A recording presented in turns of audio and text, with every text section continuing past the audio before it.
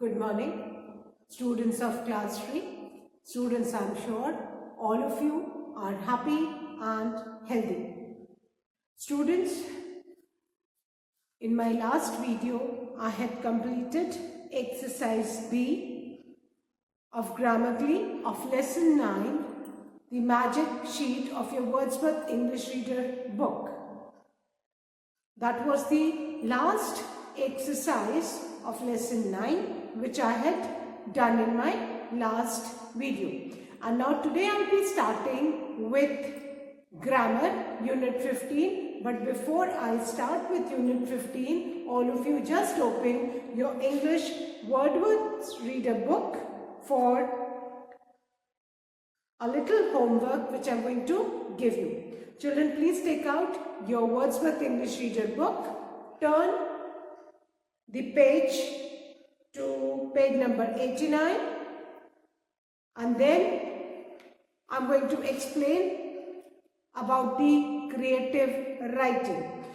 The heading is Be Creative, students, and in that, students, you all have to make a poster on the topic Clean Environment, Green Environment. बेटा आप सबको आपकी जो drawing book है उसमें से you need to take out a sheet, then you need to make a poster. आपको poster बनाना है on the topic clean environmental green environment, है ना? आपका जो topic होगा वो क्या होगा? Clean environment. This is your homework. Please note down, है ना? Make a poster. Please write this in your English notebook. Make a poster on clean environment. How can you keep your environment clean? Clean environment, green environment. बेटा ये आपका topic है.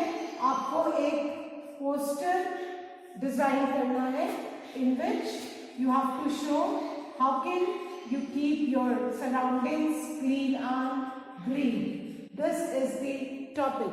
All of you please note down this topic and you all have to make a poster on this topic, है ना? Clean environment, green environment. आपको poster design करना है बेटा, और जो आप एक ड्राइंग अपनी नोटबुक की शीट निकालोगे एंड उस शीट को you need to paste that sheet in your English notebook. उसको आपको इंग्लिश नोटबुक में पेस्ट करना है. So I hope all of you make a nice colourful poster covering the topic clean environment, green environment. Fine. Now children, I'm going to start with your English grammar. So all of you please take out your English grammar book. Turn the page to page number 59, and today I'll be starting with unit 15 nouns possessive. Last बेटा मैंने unit 14 complete किया था grammar में. That was based on articles, and today I am going to start with unit 15 which is based on nouns possessive. अब बेटा before I start this, सबसे पहले मैं आप लोगों को एक चीज आपसे पूछना चाहती हूँ. Have you ever heard about APOSTRE?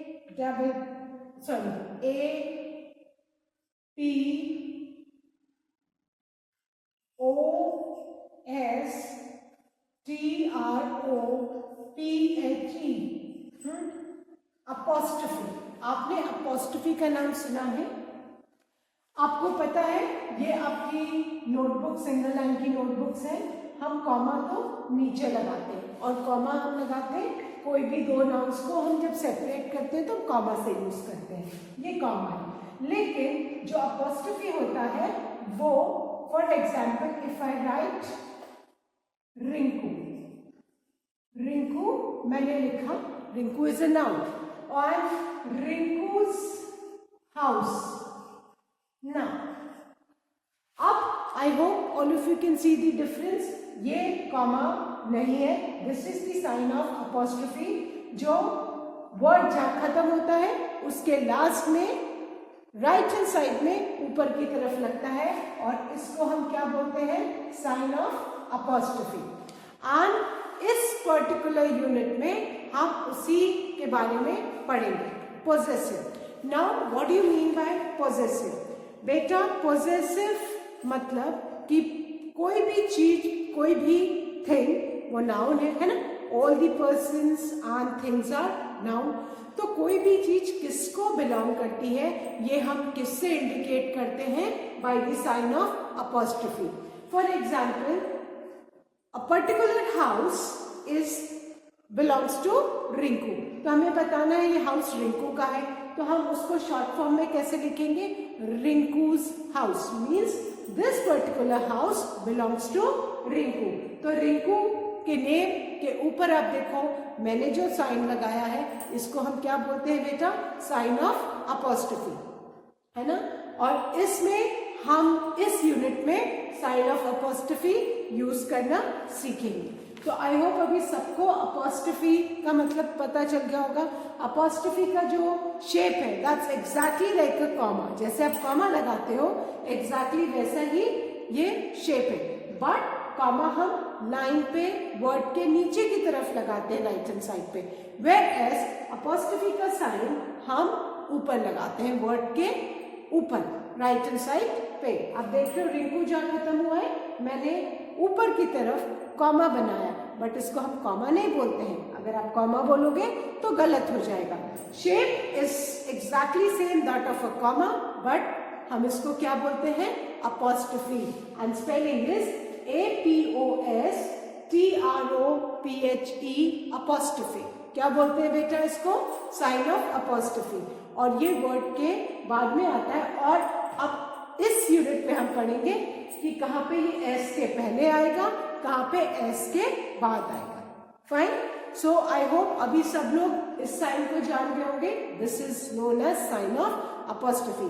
बहुत बच्चे बोलते हैं मैम ऊपर की तरफ comma. No, it is not comma, this is known as sign of apostrophe. और यही हम पढ़ेंगे नाउन्स पोजेसिव में. ये बताएगा कि पर्टिकुलर कोई भी चीज है वो किसको बिलोंग करती है. Nouns means all the names of person, places, animals, thing, है ना.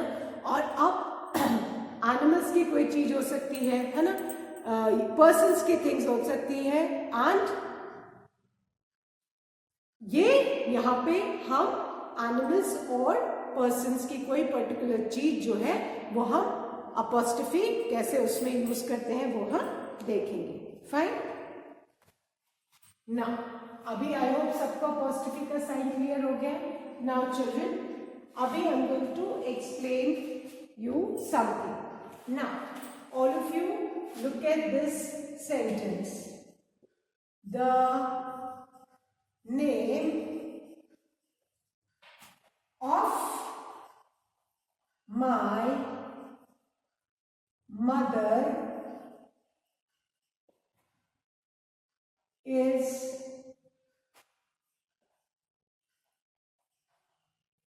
Kamini Mishra. ये सेंटेंस में क्या लिखा है बेटा, if I read this sentence, the name of my mother is Kamini Mishra, है ना. अब इसी सेंटेंस को I am going to rewrite again using the sign of apostrophe. ठीक है. The name of my mother, है ना. मेरी मदर का, सबकी मदर का नाम कामिनी मिश्रा नहीं है. दैट मीन्स कि मेरी मदर का नाम कामिनी मिश्रा है. और हम ये बताना चाहते हैं कि माय मदर, है ना. तो हम इसी सेंटेंस पर going to rewrite using the sign of apostrophe. So the sentence will be my. अब माय मदर है ना, किसकी मदर है, माय मदर. तो मेरी मदर, है ना, मेरी मदर का नेम कामिनी मिश्रा है. तो हम यहाँ पे मदर के बाद क्या लगाएंगे, साइन ऑफ अपॉस्ट्रोफी, है ना. मदर तो एक ही होती है, तो जब भी सिंगुलर नाउन रहेगा तो वहां पे बेटा आप अपॉस्ट्रोफी का साइन और उसके बाद आप एस लगाएंगे। जब भी आपका नाम सिंगुलर रहेगा तो आप अपॉस्ट्रोफी का साइन और उसके बाद एस लगाएंगे। तो क्या हो गया, my mother's name, the name of my mother को हमने क्या चेंज कर दिया, my mother's name is Kamini Mishra. My mother's name is Kamini Mishra. The name of my mother को हमने, अब आप देखो इस कामिनी मिश्रा इसमें भी सेम है, इसमें भी सेम है। हमने किसको चेंज किया, हमने इतने सेंटेंस को चेंज करके क्या लिख दिया, my mother's name is Kamini Mishra. और माय मदर किसकी मदर है, मदर मेरी है, तो माय मदर, मदर सिंगुलर है तो मदर के बाद sign of apostrophe followed by S. My mother's name is Kamini Mishra, है ना। आई होप अभी आपको कुछ समझ में आया होगा कि साइन ऑफ अपॉस्ट्रोफी क्या होता है, और ये हम यूज करते हैं पोजेशन बताने के लिए। दैट मीन्स कि कोई पर्टिकुलर चीज किसको बिलोंग करती है। दैट मीन्स यहाँ पे इस सेंटेंस में हम बता रहे हैं कि माय मदर्स नेम, मेरी मदर का, सबकी मदर का नाम कामिनी मिश्रा नहीं है, my mother's name is Kamini Mishra. So we have used the sign of apostrophe with mother. Mother singular है तो मदर के बाद apostrophe followed by S. Fine, now look at the second example. The voice of Kailash Kher. Kailash Kher एक singer है, सबने उसके गाने सुने होंगे, नहीं सुने हैं तो आप YouTube पे सुनिएगा। The voice of Kailash Kher is appealing, है ना। appealing मतलब सबको सुनना उसको अच्छा लगता है। तो अब यहाँ पे किसकी हम बात कर रहे हैं, the voice of Kailash Kher. किसकी बात कर रहे हैं, द वॉइस ऑफ, सबकी वॉइस अपीलिंग नहीं है, ये talking about the voice of Kailash Kher. Kailash Kher की बात कर रहे हैं, तो इसी सेंटेंस को हम फिर से लिखेंगे। अब इसमें किससे हम स्टार्ट करेंगे, किसकी वॉइस के बारे में बात कर रहे हैं, कैलाश खेर, है ना। तो हम इसी सेंटेंस को फिर से लिखेंगे और कैलाश खेर, खेर के बाद we will be using the sign of apostrophe followed by a s. Kailash Kher's voice is appealing.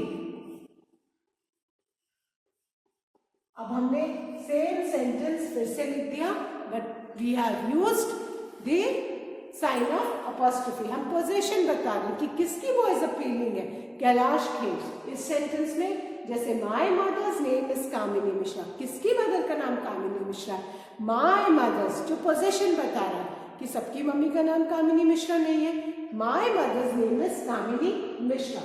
Then the voice of Kailash Kher is appealing, किसकी वॉइस अपीलिंग है, तो कैलाश खेर्स वॉइस। किसकी voice, Kailash Kher's voice. Voice किसकी है, कैलाश खेर, है ना। नेम किसका है, my mother's.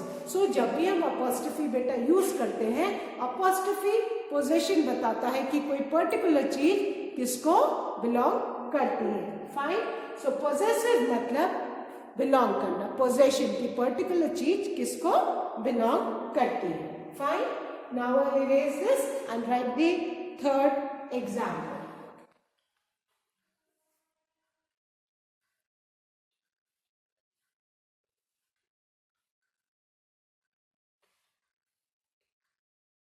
Now, the third example is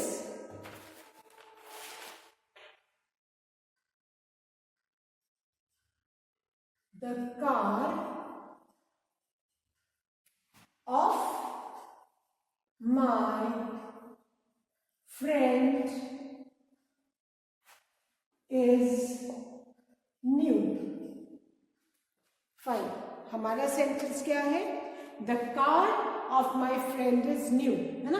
किसकी कार न्यू है, माई फ्रेंड। तो अब इसी सेंटेंस को हम we'll rewrite again using the sign of apostrophe. The car of my friend is new. तो हम क्या लिखेंगे इस सेंटेंस को फिर से? किसकी कार है? My friend. तो my friend, friend सिंगुलर है, we are talking about one friend, तो friend के बाद sign of apostrophe and s. My friend's car, किसकी car? My friend's car is new. My friend's car is new. We have rewritten this sentence using the sign of apostrophe. The car of my friend is new. इसी sentence को हमने फिर से लिखा apostrophe के sign को use करते हुए, बताते हुए कि वो कार किसकी है? My friend's car is new. मेरे फ्रेंड की कार जो है वो न्यू है. So my friend's car is new. Then the fourth example.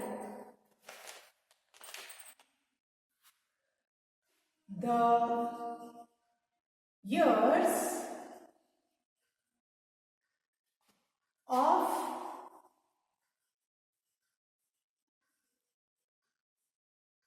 rabbits are large. The year of rabbits are large. अब बेटा क्या सेंटेंस है? The years of rabbits are large. किसके years large है? The years of rabbits. अब इस sentence को हम फिर से यूज करेंगे, लिखेंगे using the sign of apostrophe. इसी सेंटेंस को विल रीराइट अगेन. हम क्या इसमें यूज करेंगे बेटा? साइन ऑफ अपॉस्ट्रोफी, है ना. किसके ईयर्स लार्ज है? रैबिट्स. अब आप ध्यान से देखो, है ना, यहाँ पे रैबिट्स है. वी टॉकिंग अबाउट रैबिट्स, है ना. तो रैबिट्स क्या है? रैबिट्स जो है प्लूरल है ना. हम एक से ज्यादा रैबिट्स की बात कर रहे हैं. तो रैबिट्स जो प्लूरल है, कोई भी चीज जिसके लास्ट में एस लगा हो, जिसके लास्ट में एस लगा हो, उसमें हम साइन ऑफ अपॉस्ट्रोफी हमेशा बाद में लगाते हैं, है ना. तो मैंने इसी सेंटेंस को फिर से लिखा. आप यहाँ पे we were talking about one friend. तो हमने जब हम किसी सिंगुलर चीज की, सिंगुलर पर्सन की बात करेंगे तो हम एस के पहले अपॉस्ट्रोफी लगाएंगे. लेकिन जब ऑलरेडी जो हमारा नाउन है वो प्लूरल में होगा, एस लगा होगा, तो उसमें हम साइन ऑफ अपॉस्ट्रोफी हमेशा बाद में लगाएंगे. ये आपको ध्यान रखना है कि अगर नाउन सिंगुलर है तो अपॉस्ट्रोफी का साइन एस के पहले, और अगर नाउन प्लूरल है तो sign of apostrophe always comes after the s. If the noun is singular, we will be putting the sign of apostrophe before s. But if the noun is plural, हमारा जो sign of apostrophe है वो कहाँ जाएगा? After the s. Noun singular है तो s के पहले, noun plural है तो s के बाद. But plural में भी आपको ध्यान रखना है कि लास्ट में s ही होना चाहिए. अभी मैं आपको बहुत सारे एग्जाम्पल्स समझाऊंगी जिससे कि आपको कंसेप्ट क्लियर हो जाएगा. अब यहाँ पे आप देखो, the ears of rabbits are large. Rabbits में ऑलरेडी लास्ट में एस था जो इंडिकेट कर रहा है कि रैबिट प्लूरल है. तो हमने साइन ऑफ अपॉस्ट्रोफी कहाँ लगाया? एस के बाद में. अब हम किसके ईयर्स की बात कर रहे हैं? रैबिट्स ईयर्स, है ना. अब यहाँ पे रैबिट्स ईयर्स है तो हम कौन सा हेल्पिंग वर्ब यूज करेंगे? Are large. Rabbits ears are large, है ना. ये ध्यान में रखना है कि नाउन अगर सिंगुलर है ना, तो हम अपॉस्ट्रोफी एस के पहले लगाएंगे, और नाउन अगर प्लूरल है और उसके लास्ट में एस लगा है तो एस के बाद में लगाएंगे. रैबिट्स में ऑलरेडी एस लगा था, इसीलिए साइन ऑफ अपॉस्ट्रोफी हमने एस के बाद में लगाया. Now the fifth example.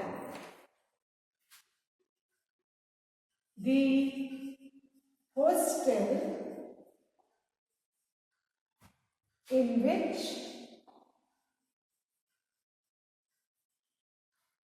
girls live is near by the hostels in which girls live is nearby।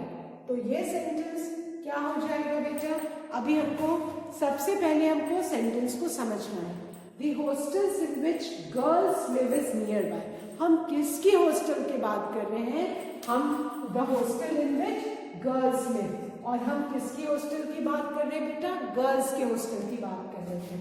तो the hostel in which girls live. अब इसको अगर हम शॉर्ट करेंगे तो हम इसको कैसे लिखेंगे? गर्ल्स। अब बेटा गर्ल्स के बाद लास्ट में एस है, गर्ल्स के लास्ट में क्या है? एस है, जो इंडिकेट कर रहा है कि ये प्लूरल है, और लास्ट में एस है, तो हम जो साइन ऑफ अपोस्ट्रोफी पोजेशन बताने के लिए लगाएंगे वो कहाँ लगाएंगे? एस के बाद में। अगर हम एक गर्ल की बात करते तो हम एस के पहले लगाते हैं, बट लास्ट में एस लगा है, प्लूरल है, तो हम एस के बाद में लगाएंगे। तो हम क्या लिखेंगे?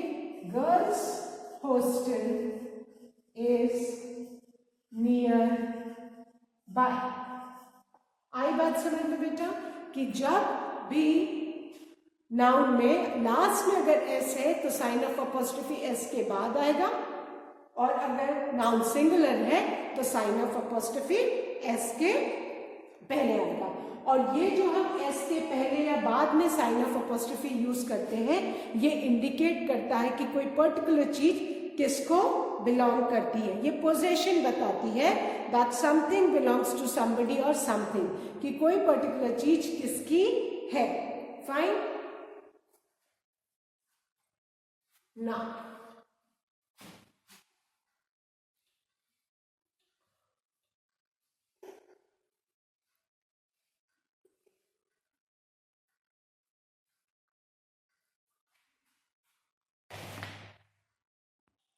Now, children, you need to understand कि ये जो apostrophe s है, ये s के पहले लगता है या s के बाद में लगता है। एंड ये जो साइन ऑफ अपोस्ट्रोफी है, ये क्या बताता है बेटा? पोजेशन बताता है। ये जो भी अपोस्ट्रोफी का साइन जब भी आप देखोगे वो पोजेशन बताता है। Now what do you mean by possession? Possession का मतलब होता है कि कोई पर्टिकुलर चीज किसको बिलोंग करती है ना। फॉर एग्जाम्पल ये book, this book is mine, है ना। मेरा नाम क्या है? नंदिनी, है ना। तो अगर मैं बोलना चाहती हूँ दिस इज माई बुक, इसको मैं बोल सकती हूँ नंदिनीज बुक, है ना। नंदिनीज बुक। ये नंदिनी के बाद मैंने अपोस्ट्रोफी का साइन लगाया, उसके बाद एस लिखा, तो ये बताता है पोजेशन कि ये बुक किसको बिलोंग करती है। दैट मीन्स ये बुक मुझे बिलोंग करती है ना। दिस बुक इज माइन, मेरी बुक है ना। इसको अगर आपको बोलना है तो क्या बोलोगे, है ना। आपको कोई भी चीज, अगर आपकी पेंसिल है ना, सपोज कोई पर्टिकुलर पेन है या पेंसिल है, व्हाटएवर, तो आप अपना नाम लेके बोल सकते हो। साक्षीज पेंसिल, है ना। अंक्स इरेजर, है ना। आरव्स बुक, आप कुछ भी अपना नाम लेके आप बोल सकते हो अगर वो आपको बिलोंग करती है। बट आपको ध्यान रखना है कि आप अगर एक पर्सन का नाम लिख रहे हो तो उस पर्सन के बाद साइन ऑफ अपोस्ट्रोफी एंड उसके बाद एस, ठीक है। तो ये जो एस के पहले एक आता है और एस के बाद, अब ये मैं रूल आपको समझाऊंगी कि कहाँ पे आपको एस के पहले लगाना है और कहाँ पे आपको एस के बाद लगाना है। बट अभी ये पता होना चाहिए कि इस साइन को हम क्या बोलते हैं? Sign of apostrophe. और ये क्या बताता है? पोजीशन बताता है। दैट मीन्स कि कोई पर्टिकुलर चीज किसको बिलोंग करती है ना। अब बेटा आपको एक चीज ध्यान में रखना है कि हम कहाँ पे यूज करेंगे एस के पहले और कहाँ यूज करेंगे एस के बाद।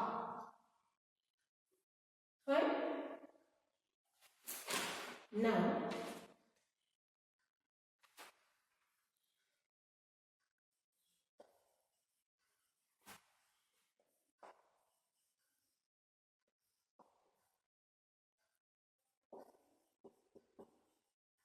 एक सेंटेंस मैंने ये लिखा the nest of the bird, और दूसरा सेंटेंस मैंने लिखा द नेस्ट ऑफ द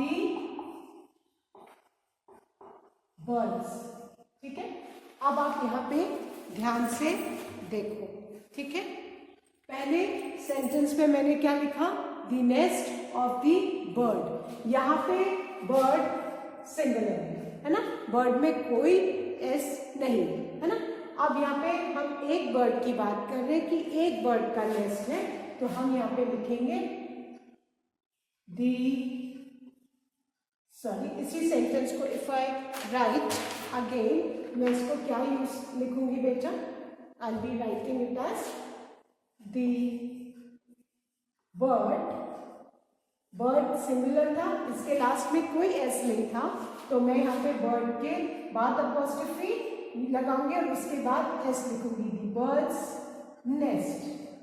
ये मैंने लिख दिया कि ये नेस्ट किसका है, दी बर्ड्स नेस्ट है ना।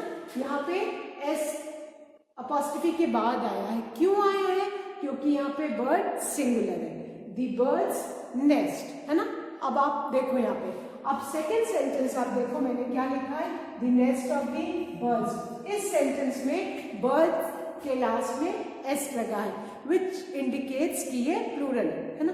सारे प्लूरल्स में आपको नहीं देखना है, वो प्लूरल्स जिनके लास्ट में एस लगा है। तो यहाँ पे द बर्ड्स नेस्ट है ना, the nest of the birds है। यहाँ पे अब हम इसी सेंटेंस को जब फिर से लिखेंगे, तो यहाँ पे हम जब नाउन के लास्ट में एस लगा है, तो हम एज इट इज पूरा नाउन लिखेंगे और एस के बाद में लगाएंगे, द बर्ड्स नेस्ट। ये आपको मेन समझना जरूरी है। वो नाउन्स जिनके लास्ट में एस लगा होता है, उनमें अपॉस्ट्रोफी का साइन एस के बाद में आता है, और वो नाउन्स जिनके जो सिंगुलर है और जिनमें लास्ट में एस नहीं लगा होता है, उनका पोजीशन बताने के लिए अपॉस्ट्रोफी का साइन एस के पहले आता है। ये आप डिफरेंस देखिए, यहाँ पे बर्ड सिंगुलर था, लास्ट में कोई एस नहीं था, तो बर्ड का नेस्ट हमको बर्ड का बताने की एस किसका है, बर्ड का है ना। वो नेस्ट किसको बिलोंग करता है, बर्ड को बिलोंग करता है। तो हमने बर्ड के बाद साइन ऑफ अपॉस्ट्रोफी फिर एस यूज किया, तो क्या हो गया, बर्ड्स नेस्ट। लेकिन अगर आपके नाउन में लास्ट में एस लगा हो है ना, वो प्लूरल है ना। अगर बेटा किसी के नेम में भी कोई ऐसा नेम हो जिसके लास्ट में एस आता है ना, कोई भी नाउन हो जिसके लास्ट में एस आता है, तो हमेशा आप अपॉस्ट्रोफी का साइन एस के बाद में लगाएंगे। अब जैसे यहाँ पे ऑलरेडी लास्ट में एस था, तो यहाँ पे हमने इसको कैसे लिखा, द बर्ड्स नेस्ट। आई बात समझ में, ये मेन इसमें अपॉस्ट्रोफी के यूज में आपको याद रखना है। I give another example.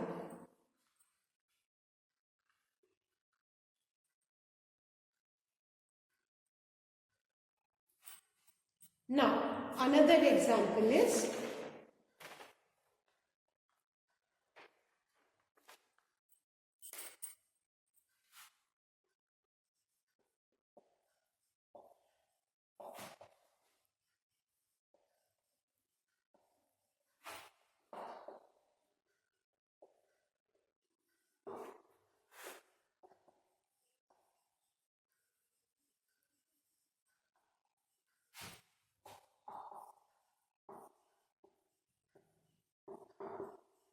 अब आप ये वाला एग्जाम्पल देखिए, the toy of the baby. ये टॉय किसका है, बेबी का है, और बेबी लास्ट में क्या लगा है, वाई लगा है। तो इसको हम जब चेंज करके पोजेशन बताने के लिए अपॉस्ट्रोफी यूज करेंगे, तो हम कैसे लिखेंगे, the baby as it is, sign of apostrophe S, the baby's toy. ठीक है, ये हमने सेंटेंस लिख दिया, द बेबीज टॉय। लेकिन अगर आप सेकंड सेंटेंस को ध्यान से देखोगे तो क्या लिखा है, the toys of the babies, और बेबीज के लास्ट पे क्या लगा है, एस लगा है। तो यहाँ पे इसी सेंटेंस को विल राइट अगेन, बट यहाँ पे हम एस के बाद साइन ऑफ अपॉस्ट्रोफी लगाएंगे, द बेबीज टॉयज। ये मेन डिफरेंस आपको याद रखना है कि वो नाउन्स जिनके लास्ट में एस लगा होता है, उनमें हम अपॉस्ट्रोफी का साइन एस के बाद में लगाते हैं, और वो नाउन जिनके लास्ट में एस नहीं होता, जो सिंगुलर होता है, उनमें हम अपॉस्ट्रोफी का साइन एस के पहले लगाते हैं. सो अगर आपने ये समझ लिया कि where you have to put the sign of apostrophe, that nouns which are singular, which do not have s at the end, you need to put this sign of apostrophe before the s. But for the nouns which have got s at the end, which are plural, है ना, or any noun which has got s at the end, जो कोई भी noun जिसके last में s हो, उसमें sign of apostrophe हमेशा s के बाद में आता है. Fine children. So I hope बेटा कि जो मैं आपको समझा रही हूँ, this is clear to you, and I'll be continuing this unit in my next video. That's all for today, children. Thank you, children. Have a good day ahead.